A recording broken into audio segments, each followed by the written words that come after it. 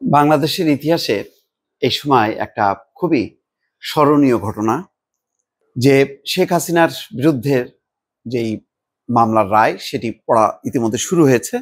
আমি আপনাদের সামনে ঠিক 12টা 45 মিনিটে কথা বলছি, তারও 10 মিনিট আগে এই আনুষ্ঠানিকভাবে মামলার রায় পড়া শুরু হয়েছে এবং টেলিভিশনগুলো সেই দৃশ্যগুলো দেখাচ্ছে।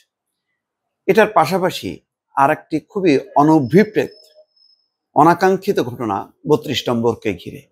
হঠাৎ করে কোথা থেকে দুটি বুলডোজার চলে আসলো এবং সেই বুলডোজারের লক্ষ্য হচ্ছে 32 নম্বর ওই বাড়ি যা অবশিষ্ট আছে ওটা ভেঙে দিয়ে ওটা মাঠ তৈরি করা হবে। ওটাকে ঘিরে একটা উত্তেজনা। দেখেন, একদিকে বিচার আর একদিক দিয়ে অনাচার, একদিকে শৃঙ্খলা আর একদিকে বিশৃঙ্খলা। একদিকে হচ্ছে একটা শৃঙ্খলিত অবস্থার মধ্য দিয়ে একটা মানে যাতে এই বিচারটা আন্তর্জাতিকভাবে সবার নজর আছে, রয়টার্স সহ আন্তর্জাতিক গণমাধ্যম এটা সম্প্রচার করছে।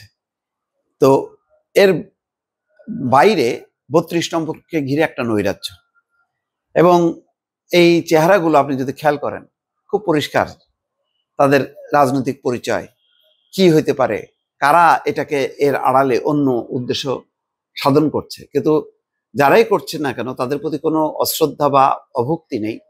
কিন্তু এটা কি উচিত?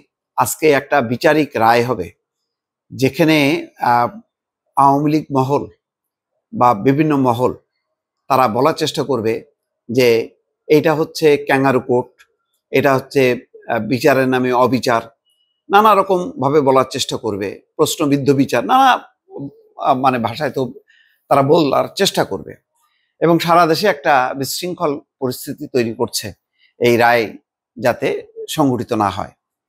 কিন্তু যারা এই রায়ের পক্ষে তাদের একটা অংশ যদি 32 নম্বরকে ঘিরে নৈরাজ্য চালায় বা অন্যান্য জায়গায় নৈরাজ্য চালায়, তাহলে দুই নৈরাজ্য কিন্তু সমান সমান হয়ে গেল।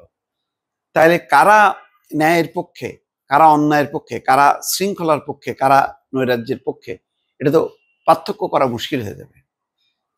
সুতরাং আমি মনে করি যে এই 32 নম্বরকে ঘিরে এই যে উত্তেজনা বারবার এর আগেও এক দফা হয়েছে, তখন এটা কিন্তু সমালোচনা মধ্যে পড়েছিল সরকার, যে কিভাবে একটা আইনানুগ সরকারের যখন ক্ষমতায় তাকে বৃদ্ধাঙ্গুলি দেখায় বুলডোজার, সিটি কর্পোরেশনের বুলডোজার দিয়ে ভাঙা হলো।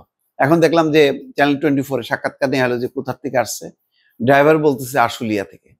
আশুলিয়া থেকে কিভাবে আসলো এই 32 নম্বর পর্যন্ত? এখন কেন আইন শৃঙ্খলা বাহিনীকে এটা মোকাবেলা করতে হচ্ছে? এইগুলো আসলে আপনার ক্ষমতা আছে, আপনি যেভাবে খুশি সেইভাবে চালাবেন, আজকে হয়তো আপনি পার পেয়ে যাবেন, কিন্তু এই ঘটনাগুলোর কিন্তু জবাব দিতে হবে এবং আপনি কিন্তু তখন প্রশ্নের মধ্যে পড়ে গেলেন। আপনি আর ন্যায় বিচারের পক্ষে থাকলেন না, আপনি একটা ন্যায় বিচার প্রতিষ্ঠা করতে যে আপনি অন্যায় জুলুম চাপায় দিলেন, তখন আর ন্যায় বিচারের মধ্যে থাকলো না। সুতরাং আজকের এই রায়কে ঘিরে যেখানে সরকার তার আইনানুগ পন্থায় চলার চেষ্টা করছে, তার বিপরীতে অন্য যে কোনো মব, অন্য যে কোনো প্রক্রিয়া, অন্য যে কোনো ধ্বংসাত্মক কর্মকাণ্ডকে একেবারেই কোনোভাবেই প্রশ্রয় দেওয়া উচিত না এবং এটা সংগঠিত হওয়া উচিত না। রাজনৈতিক দল শক্তি আজকে রাজধানীতে যারা মাঠে আছে, ময়দানে আছে, কারা আছে এটা সবাই জানে।